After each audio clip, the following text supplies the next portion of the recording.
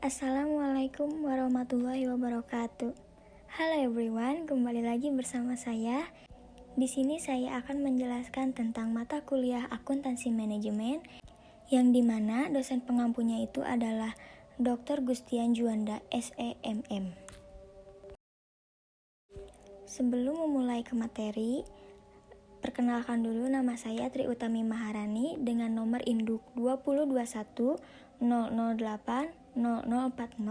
Saya berasal dari kelas MN21C di Universitas Nusa Putra, Sukabumi. Di sini saya akan menjelaskan tentang lean manufacturing. Ada 4 bahasan. Yang pertama, pengertian lean manufacturing. Yang kedua, langkah-langkah sebelum lean manufacturing. Yang ketiga, tool of lean manufacturing. Dan yang keempat adalah kunci keberhasilan lean manufacturing. Pengertian lean manufacturing untuk menggambarkan berbagai macam perencanaan yang dilakukan suatu perusahaan, maka tahap demi tahap harus dilakukan. Demikian juga dengan konsep lean manufacturing. Lean manufacturing ini merupakan upaya yang dilakukan perusahaan untuk meningkatkan efisiensi produksi. Lean dijadikan sebagai praktek yang mempertimbangkan berbagai pengeluaran yang berkaitan dengan sumber daya yang dimiliki perusahaan. Semua itu bertujuan untuk mewujudkan nilai suatu produk yang dihasilkan untuk meningkatkan omset penjualan. Cara yang dilakukan oleh hampir semua perusahaan produksi tersebut adalah untuk mencegah terjadinya pemborosan anggaran produksi. Dengan menggunakan konsep lean manufacturing tersebut, maka akan mengurangi biaya produksi, namun tetap menjaga kualitas barang yang dihasilkan. Beberapa masalah yang menyebabkan perusahaan membutuhkan lean manufacturing. Yang pertama itu adalah integritas kinerja karyawan yang rendah.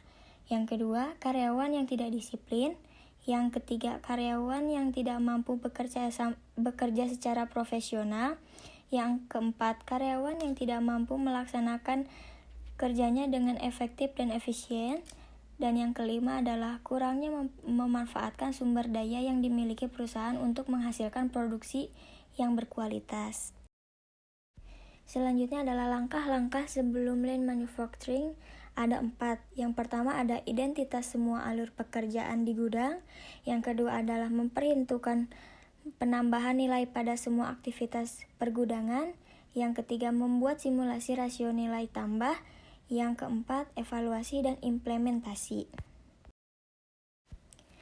Dalam lean manufacturing ada beberapa pemborosan yang harus dipangkas dan dihapus.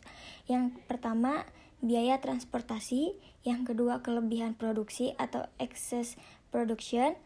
Yang ketiga, penambahan produk atau added process. Yang keempat adalah operasional atau motion. Yang kelima adalah persediaan atau inventory. Yang keenam adalah barang cacat. Selanjutnya adalah tool of lean manufacturing. Ada 3. Yang pertama, value stream mapping. Metode ini merupakan metode yang digunakan untuk membuat peta alur produksi maupun alur informasi yang didapatkan perusahaan untuk memproduksi produk yang bermutu. Yang kedua adalah Kaizen. Kaizen merupakan suatu perbaikan yang dilakukan secara berkelanjutan dan tidak berhenti sampai apa yang diinginkan tercapai. Yang terakhir adalah Total Quality Management. TQM merupakan suatu pendekatan yang dilakukan untuk meningkatkan kualitas dari suatu produk berdasarkan strategi tertentu. Selanjutnya adalah kunci keberhasilan lean manufacturing. Tidak semua lean manufacturing yang dilakukan oleh beberapa perusahaan membuahkan hasil. Kadang banyak hambatan yang menyebabkan proses ini menjadi tidak dapat dilaksanakan dengan baik. Selanjutnya ada beberapa kunci keberhasilan dalam mengembangkan lean manufacturing. Yang pertama itu adalah SDM yang dimiliki. SDM harus merupakan motivasi yang terus-menerus untuk menyebarluaskan beberapa orientasi untuk memperbaiki kualitas yang terus-menerus. Dan yang kedua adalah melibatkan karyawan.